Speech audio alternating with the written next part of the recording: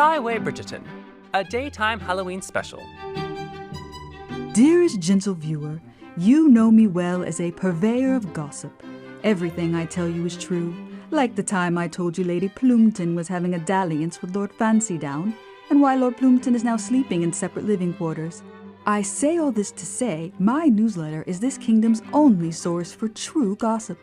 It's come to my attention an imposter is in our midst. This imposter is spreading untruths. My sources tell me that Lady Jingledown whispered to Lady Nympton, who shared a dance with Lord Tuppington, who told Lord Buckdown, who happens to be close friends with the Queen's hand, and that is how the Queen found out. Ah, yes. Welcome, dear viewers, to Skyway Bridgerton, a daytime Halloween special. And that's right, this year our Halloween theme is a very famous show on Netflix. Could you tell by our accents? And all throughout the show, you can watch our episode inside of an episode. Come with us as we take you to a kingdom full of lords and ladies looking for love, and the only approval comes from the Queen here. That's right. Thank you very much. I'm not even going to try to keep up the accent in this part of it, but I do appreciate being cast in the role of Queen Maggie today. And you, as the lovely Lady Farrington, are just stunning. We have a bunch of memorable characters whom you'll get to know today. And as always, we're going to have a great show full of fun segments this Halloween. That's right. And we begin with a Tampa Bay couple whose hocus pocus has been entertaining our community for years. Chris and Ryan Zubrick have just reopened their beloved Zubrick Magic Theater after Hurricane Milton played a cruel trick on them. The storm flooded their home. Ugh, this is just awful, playing out way too much in our community, destroying their belongings, including supplies and props that they use at the theater, which is their livelihood. They're rebuilding now, like so many others, and we can all work our community magic to help them out. We're so happy to welcome Chris and Ryan. Thank you so much for being here, gentlemen. Thanks for having us. Happy Halloween. Same to you, and so happy to hear that you were finally able to reopen the theater last weekend with exactly what we wanted to see, just the community all coming out to support you. That's right. It was tremendous to finally step back on stage and perform our magic for the community. The audiences have been outstanding and so supportive. And what does it mean to be able to do something that kind of takes people's minds off of everything that has happened over the last month? It's been great. During Helene, we were still performing and we had families come and they said our house was flooded, but for 90 minutes we could take our mind off of our troubles and just laugh and be amazed. And then during Milton, we experienced what it's like to be on that side of it. So it's great to be on stage and deliver that sense of wonder and awe, and people can forget about their troubles. So it's been very rewarding. Unfortunately, you did go through the trouble with Milton. Would you mind taking us through what you experienced? Absolutely. So we are in evacuation zone D, non-flood zone. And our neighbors who have lived in the neighborhood for 40 years said this is not going to flood. But we have a 7-year-old son. We decided we were going to evacuate. So we went and stayed with some friends in Lutz. When we came back home and stepped foot into the unthinkable, our home was filled with 22 inches of water. Really seeing it through our son's eyes and having to go into his room and throw away all of his toys and his possessions was really difficult as fathers. But we moved all of our belongings that we could salvage into the theater. We were on an air mattress, center stage, and we knew that we weren't going to be able to perform with everything that we owned inside the theater. But thankfully, we've been able to move all of those belongings into storage and finally return performing our magic show. Wow. I'm so sorry for all that you all have been through, but I feel like your story also shows the resilience that so many members of our community have had to have as well. It's true. I mean, there's so many families going through the same thing. So we're all in this together, and the community's been amazing to uplift us and just try to get back to some sort of normalcy. Well, we want to keep that going. So please tell us about the spectacular holiday show that you're planning and how we can help make that a huge success. Yes, it's the most anticipated event of the year. It's our holiday spectacular. For those patrons who have come to our show before, they have to come back and see this show. It's about 70-75% different, all holiday themed magic. Now the show is designed to entertain full adults, but it is family friendly, so everyone can enjoy it. Also, there may or may not be a jolly guest who joins us on stage during the show. I like where you're going. And getting to see you guys in action looks really awesome, too. What's it like being on stage? It's great. I mean, we've both done it our whole lives, and it's where we feel at home. So we love performing and bringing that joy to others. Well, we know that you brought a trick for us here for our Halloween special. Yes. We are ready to experience the magic in person. Absolutely. All right, take it away, No Chris. treats, just tricks here. Now, arguably the most famous magician of all time, Harry Houdini. I'm sure you've heard of him. Yes. Now, Harry Houdini actually died on Halloween in 1926 in our home state of Michigan. Fun fact for you. He was known as the king of handcuffs, able to escape from shackles, locks, anything that bound him. I'm going to try to do that here for you today. Would you mind examining these shackles for me? It's 4 stainless steel chains, all welded to a bar. Give it a good thorough examination. Oh, yeah. Now, whenever Harry Houdini would perform these escapes, he'd always do it out of the view of hold the it. audience.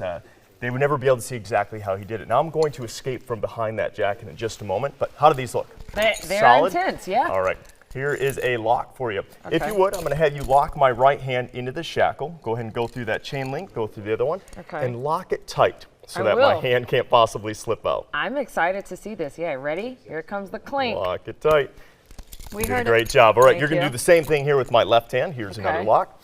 Now, this spreader bar between my hands, that prohibits me from taking a key or a lock pick, managing to go to the other side and pick that lock open. I'm putting these on you pretty tight, my friend. You're doing a great job. Okay.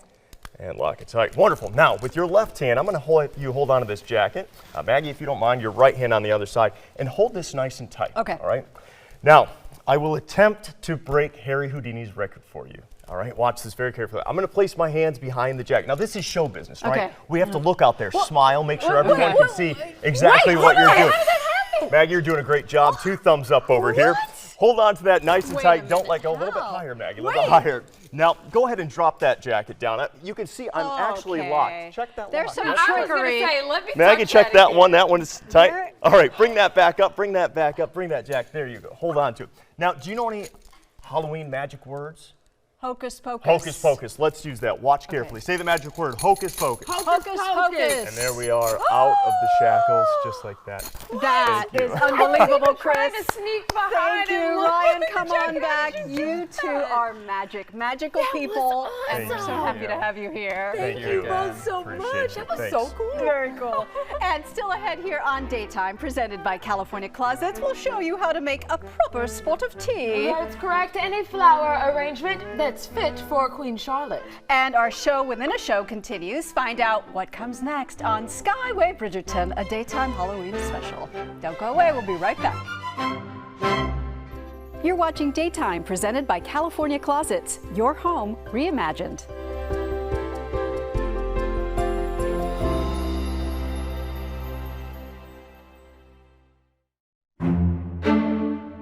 The queen learned that she was rumored to have named Lady Baldaramatin the jewel of the season. But gentle viewer, Lady Baldaramatin is not the true jewel of the season. Why would she be? Lady Baldaramatin is the most uncouth. Hair so brittle, the horses mistake it for hay. A lack of basic hygiene. She's been wearing the same frocks since her coming out. 10 long years ago. Lady Baldaramatin borders on spinster. She is certainly no jewel. Queen Maggie screamed in horror upon finding out, which put a damper on the ball, to say the least. Maggie, that I was not scream, happy. I was very, very unhappy I about don't that. ever want to see you like that again, my friend. That I was was great. playing my role, Yes, darling. the queen. No one messes with our queen.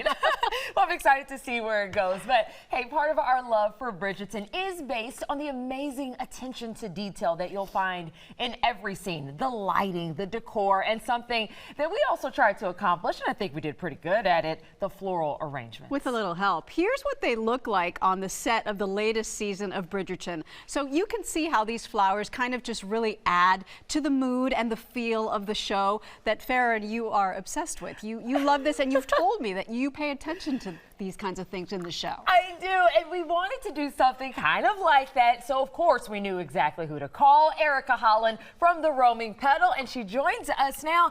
And you have literally been a roaming petal. Yes, I we love are the very tulip festive. costume today. You've been Thank moving you. about so much. Thank you so much for all the help that you did for us and getting our arrangements together.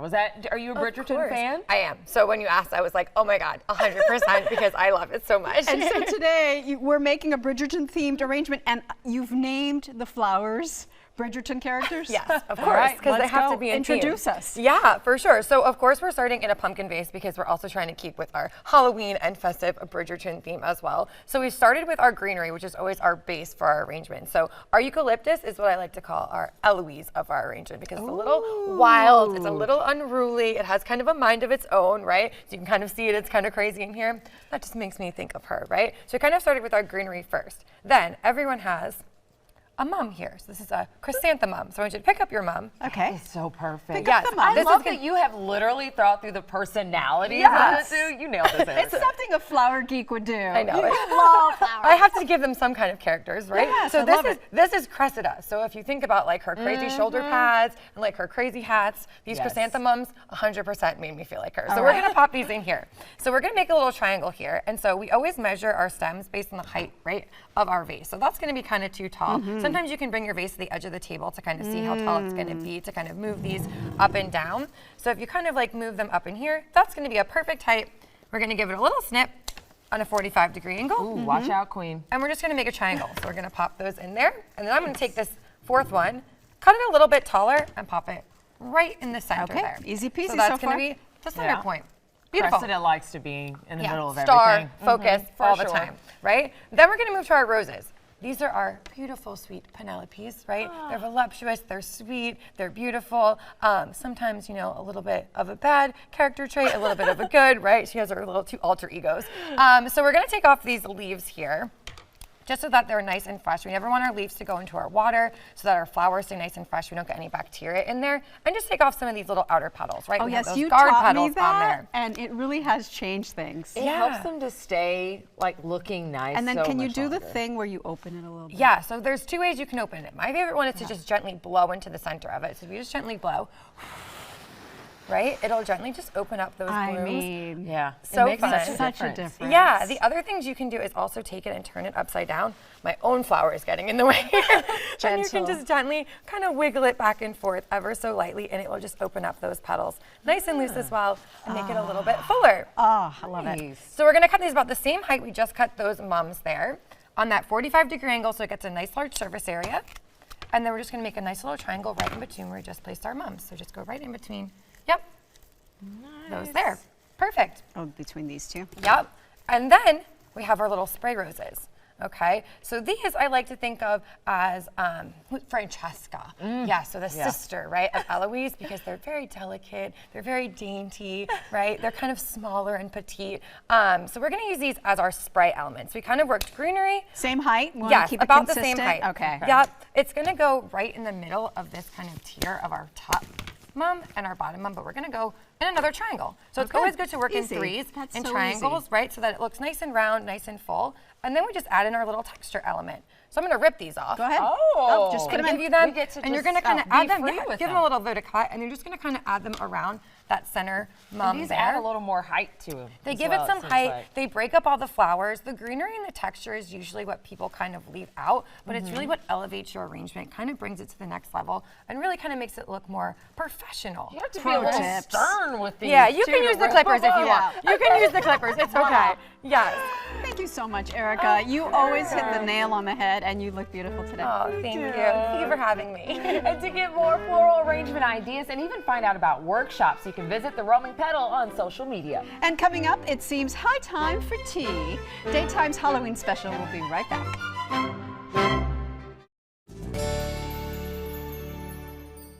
Welcome back. It's tea time here on Daytime. In keeping with our theme and costumes, we're learning the proper way to enjoy the long-standing and cherished British tradition. Yeah, we are ready with beautiful china, as you can see, courtesy of Joseph's Tea in Clearwater, owned and operated by Shannon and Gary Joseph, who fell in love drinking tea together, and they now share this love with others. Welcome. Thank you. It is a pleasure to have you here. This is gorgeous, by the way. It takes me back, but it's in like a real fancy version of the tea parties I had as a kid.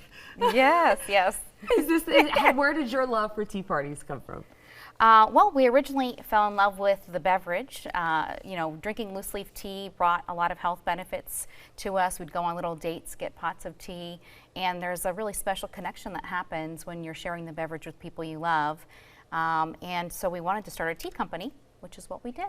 And now we get to share it with all our guests that we love today. You've met Erica and Ryan and Chris, and you're going to meet Mackenzie and Jonathan in just a little bit, but they're all here to learn from you, the masters. How do we do this properly? Yes, so traditionally an afternoon tea experience should always include a few things, right? You always want to have fantastic teas. We have our 3-tiered tray, which is appropriate. All afternoon tea experiences are going to have your assortment of sandwiches, your scones with Devonshire cream and jam, and your petite desserts, and we're going to work our way up. But let's start with the most important part, the tea. The tea! Spill the tea! Yeah.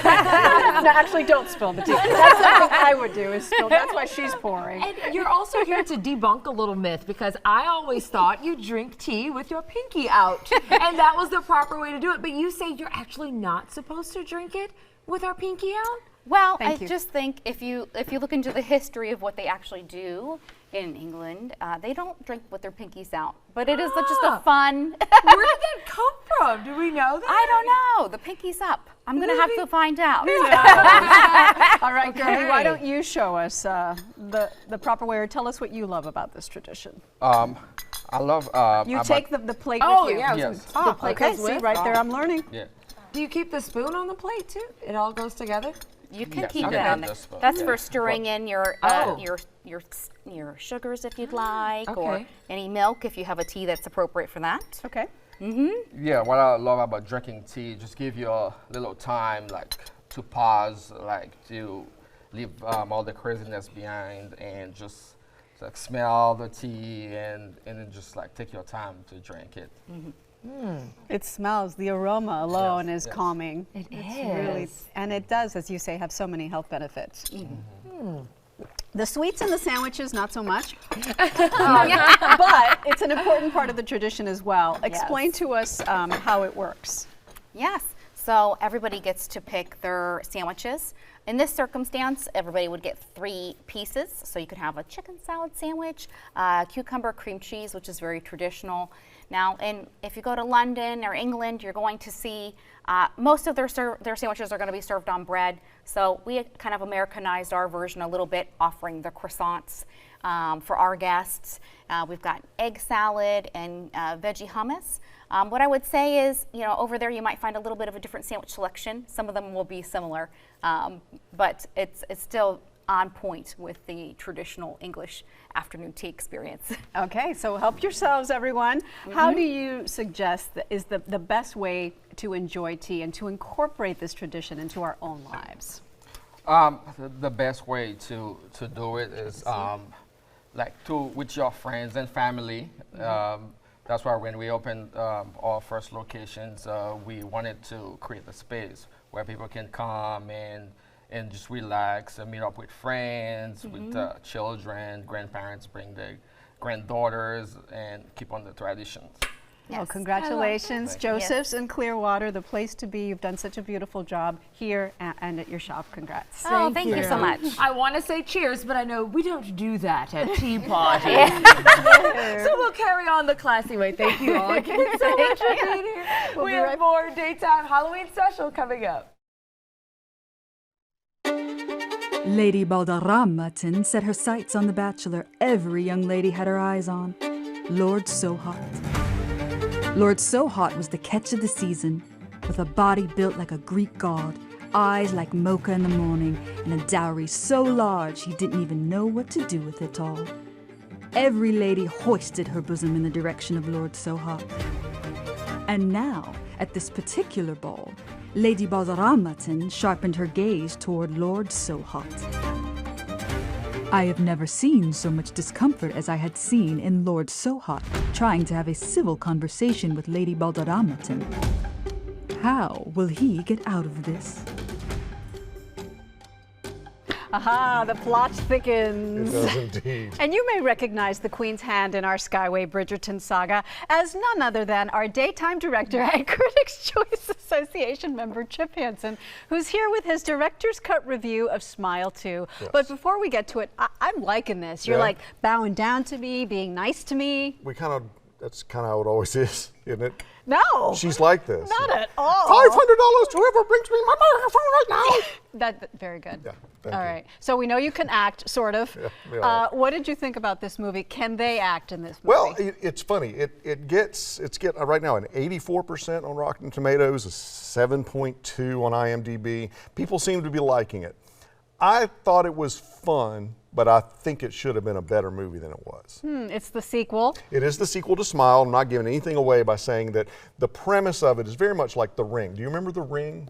The Ring was a great horror movie where essentially you see something, a few days later, you die. The Ring did it very well. Smile does it to a little less effect, but it's the same basic premise. So you're forced to watch someone unalive themselves, and then you have visions, it drives you crazy, and within a few days you do it because there's some parasitic something inside, like some demonic force that makes you do it, and then by forcing someone else to watch you do that deed, it jumps into them and propagates itself. Okay. So that's the thing. What I was hoping for in this movie was much like in The Ring, where you find out the mystery, solve the mystery for me, tell me what's going on, which was done to excellent effect in The Ring. In this one, it doesn't do that, it just continues the story. And to be honest, talk about predictable. In the first act of this movie, in my head I wrote the end of it. Because the main character, Naomi Scott, is Sky Riley. She is a mega pop star who has had a fall from grace with substance abuse in a traffic accident that killed somebody. And she's getting ready to embark on her comeback world tour.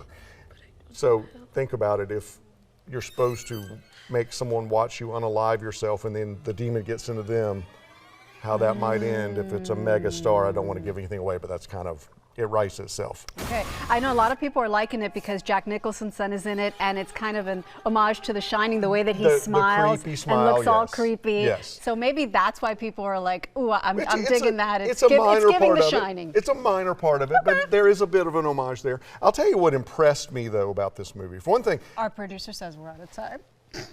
Tell us quickly what impressed you real quick. Go ahead. Go, we'll be right back. Oh! Smile 2 is in theaters now. Tell us quick. It's great jump scares, and Naomi Scott is fantastic as singing and dancing for herself as a pop star. There you go. Gotta go. Be right back. This Halloween, go ahead and be Hallow-weird. Tonight you could go. Nice one. Yeah, right? You could go in costume for an original theater experience inside Florida-Rama's Weird and Wonderful World. Weird in St. Pete. You see the theme we're going for? That's the name of an immersive play by American Stage. And what's so unique about it is that the actors are not actually on a raised stage as they perform. It's a little different. Joining us right now in character are Mackenzie Aaron and Jonathan O'Brien to tell us more. Welcome, nice to have you here. Hello, thank you. so much for having us. So first of all, you have a tail. I do. My little monkey I feel tail. like it's the first thing we need to talk about. Tell us about your character. So my character, she's Cora. She's a fun little dancing monkey with a big zest for life. So she's a lot of fun. The mystery monkey of St. Pete is a monkey that he escaped from the zoo and he was just around being wild. And so my character is kind of this more fictional version of her experience as his wife. Oh. And so it's really fun to explore how she might feel after her husband got to leave. And now she just wants to go out and have a great time. So yeah, she's a lot of fun. Oh, okay, that's interesting. And I have to know about our Postal Service man / hippie friend over here. Of course, Tell yeah. me about your character. So, I mean, the postal worker for Weird in St. Pete is just your typical, stereotypical postal worker. He is just someone who is so diligent and loves being a postal worker for St. Petersburg and for the city of St. Petersburg. And he has a penchant for secrets. He specifically really is strict towards, like, the typical mail service. I don't want to give anything away about our show, but there's some letter handoffs that happens to some audience members that he's not particularly fond of because it's not through a mailbox. Okay. He's like, do the job right. Let's get it done. Very Leslie Knope. So we get to know quirky St. Pete characters through this performance, but it's not on a stage. It's kind of like a walkthrough. Yeah. Explain how it works for people who attend. Yeah, so it's an immersive experience through Floridorama itself. So you get to walk through, and the show goes by every 30 minutes. We restart. So we're actively working through the show. I think we do it 7 times a night, depending on our crowd. And it's fun because you get to see the museum exhibit as well as the characters and kind of immerse yourself. And we talk back to everyone as well. It's really fun. I love it, and it's fun to see the pictures because for those who have never been to Floridorama, it used to be called Fairgrounds. Yes. St. Pete, explain the experience of what it's like inside of there. Oh, it is just, I find it a trip. I mean, like, I went there like one time previously before we've even gotten to do the run of the show back in like 2022, and even seeing the small like room changes since then. The room that you do your scene in wasn't there when last time I went. So it's I mean, fully immersive. Honestly, you walk in and you kind of completely forget you're even in a building, in an art exhibit. Like you are just fully taken in by every single sparkle and detail in every room. There's always something that kind of like keeps you unaware that you're in an experience, you know? And so you go in groups, as you said, every 30 minutes. How many people to a group, and can you bring kids? Is it for kids? Yeah, kids can come. Okay. I think it's definitely fun for kids. It's just there's just so much going on to keep interest, and then if the kid's wandering and exploring, then a parent can be listening to the story, and that's really fun. Yeah. Fun. All right. I was going to say, sorry, we have a capital group of 25 also. Oh, okay, yeah, perfect. So that's a nice size. Good job. Thank you so much. Yeah, thank you. All right, and you can experience Weird in St. Pete on this Halloween night or visit the immersive play that runs through November 3rd. Ticket information is available online. Daytime's Halloween special is coming right back.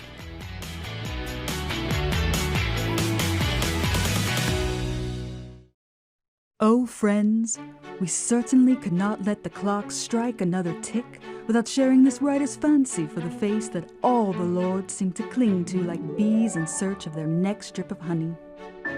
Lady Farrington smiles like the sun, her eyes warm the coldest heart, and her laugh is as infectious as the air around her that every available bachelor seems to be gasping for.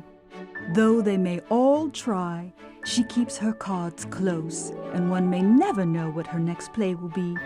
But with all that attention, could there be something she's hiding? One move yet up her sleeve?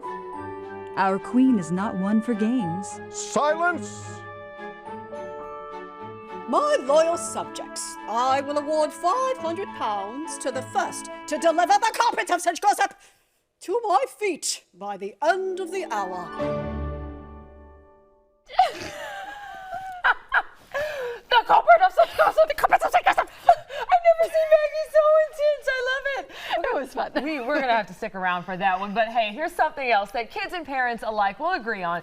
Trick-or-treating is more fun when the houses in the neighborhood are decorated in those cool, creepy, and creative ways. While that has been more challenging this year for some neighborhoods given tree damage and storm debris, many have found a way to make it happen. Monica Kyle, a tour guide for I Love the Burgh and an author, is here to show us what some neighborhoods have managed to pull off. And our props to them. We know that they do it for the kids, and we appreciate it. Welcome, Monica. Thanks for having me. All right, so let's start with Crescent Lake. What have you found in your investigations about the decorations? So I went around Crescent Heights. Crescent Heights. Yes, My bad. and they typically have the jack-o'-lanterns kind of hanging from the trees, and there were definitely some houses that had them up already. And then here and there, some other decorations, but they've made it clear that they're welcoming people back and they're ready for trick-or-treaters. The point is they want the community to know, despite what nature has thrown at us, as best we can, we are open for business. Right. Yeah. And I think that's so especially important for the kids so that they can feel that sense of normalcy. This is something that they look forward to every year. And to be in a neighborhood like that is great. And one neighborhood that you say is great at that is the Old Northeast. Yes, I'm a resident of the Old Northeast, so I live it and breathe it every year. And they're going pretty much all out this year. Really? Oh, good. Yeah. I think there's an expectation that we'll be maybe experiencing more than normal because because some of the adjacent neighborhoods have been so badly damaged. Oh, so they want to be the place that if you can't do it where you typically do it because of the hurricanes, come to us because look, we are doing it up big. Yeah, and one of my neighbors said, you know, we really want to be a breath of fresh air for the community and provide a safe and welcoming environment. In fact, to that end, they're closing 17th and 18th Avenues Northeast between Locust and Cherry, so it's maybe a 3-block space that's closed to traffic,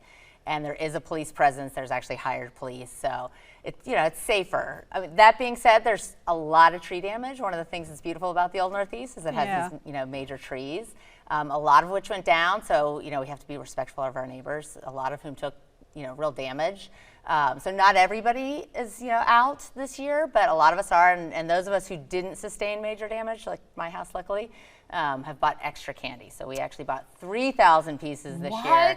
Yes, as opposed to our normal 2,000. Oh, wow. Your house is going to be the go-to spot. The place to be. And there are specific houses that people may want to be on the lookout for, like the Alien House? Yes, the Alien House is the Arringtons. They're on 18th Avenue, and they really go all out every year. Their house kind of looks like they thought it reminded them of a farmhouse when they bought it, and so they wanted to sort of play up that theme. So they buy corn stalks every year, and they have a spaceship that actually goes up and down. He's a mechanical engineer of some sort, and he rigged it to like a garage door opener, and it goes up and down. That's impressive. They have smoke and. Let's end with your house, the house with the 3,000 pieces of candy. You're calling it Field of Screams? Yes, Field of Screams. Explain. Well, like the movie Field of Dreams, where if you build it, they will come. I have a son who's gotten particularly into baseball this year, and so my husband had the clever idea of doing Field of Screams, because we have lots of skeletons that we change every year. We change their decor, so it's great during the World Series and all of it. And what's going on. Yeah, really. In fact, apparently we're not the only people that thought this was a great title, because over on 18th Avenue there's another Field of Screams. So, great minds think alike is how we look at it. But does it have 3,000 pieces of candy? That's I a doubt good it. question. Good question. Thank you, Monica. Thank you. Appreciate it. All right, and coming up for us, a recipe for all that leftover candy that you may find at your house. We'll be right back. As fun as collecting all the candy from Halloween trick-or-treating may be, parents, we know what a pain it can be figuring out what to do with all that leftover candy. Oh, for sure. And in comes our next guest, Christina Rice. She joins us in the kitchen to share a solution in the form of a new recipe. Welcome. Hi. Or should I be afraid? We got the witch in the house. Be afraid, but it's so delicious to be afraid today. Ooh, I'm a little afraid, but also kind of in love with this. Wow, your talent with decorating is incredible, Yes. and your Thank you. talent with cooking and coming up with fun recipes This is so too. creative. Thank you. Well, you know what? You got to think outside the box, make things stretch just a little bit further. Okay. We love it. All right, so what is this beautiful drink creation kind of eatery that you have here? Well, we call it a dirty Twinkini. Ooh, Right? Doesn't I that sound like it. fun? It sounds very appealing. It's basically a dirty martini glass with a Twinkie soaked in a Cuban coffee cafecito. Wow. I mean, what kind of a recipe? This will help the parents to be bouncing. Yeah, it'll be like, woo, hello. Okay, so this one is for the parents. This one's for the All parents. right. So basically, when you make Cuban coffee, you're going to take the espresso, the foam, you're going to add it with some sugar, and it makes a syrup. And that's how you begin the love of the Cuban coffee. And then Tampa, we all know about Cuban coffee's You're got to be speaking my delicious. language. Speaking my language.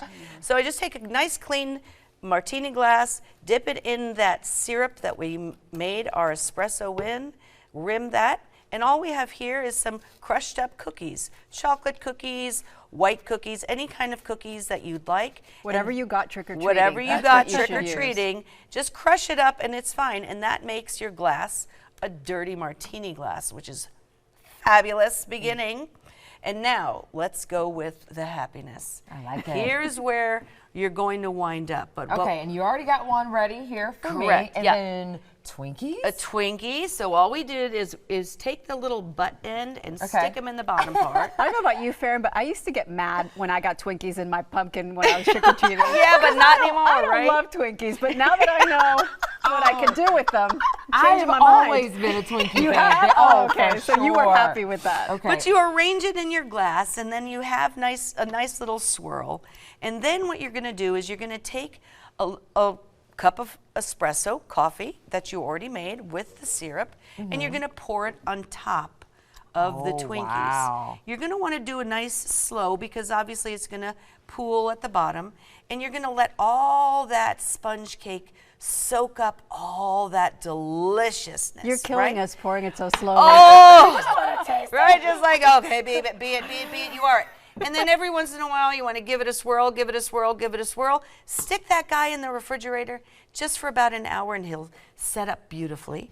Now, in order to make it just a little bit more fancy, what I did was I melted some chocolate, again, leftover chocolate, Hershey bars, whatever, and you're going to paint it on what I have is a lemon leaf.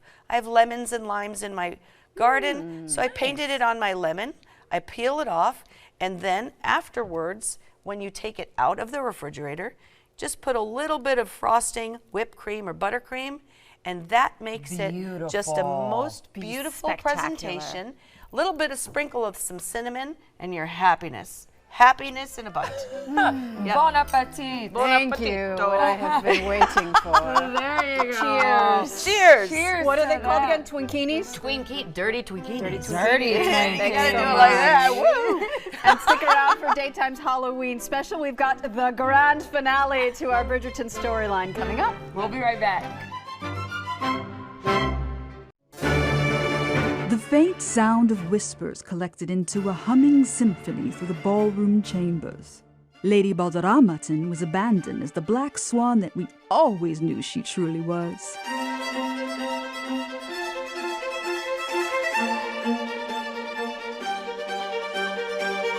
Attention!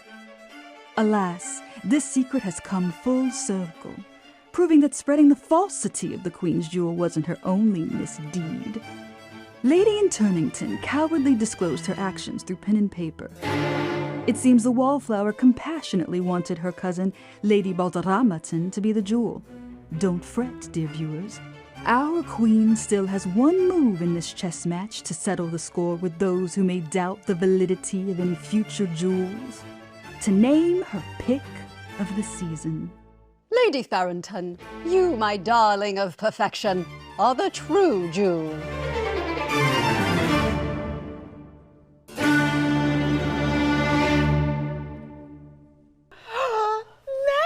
I knew it. I knew it all along. Me the jewel of the season. It was not a difficult choice. Oh, I knew it in my heart from the start. Well, Lady Tweeters and the papers that she distributed made it seem like you never know what could be up your sleeve. Yes, and it ended with kind of a cliffhanger. I wonder if we need to have a continuation of this. Stay tuned, we shall see.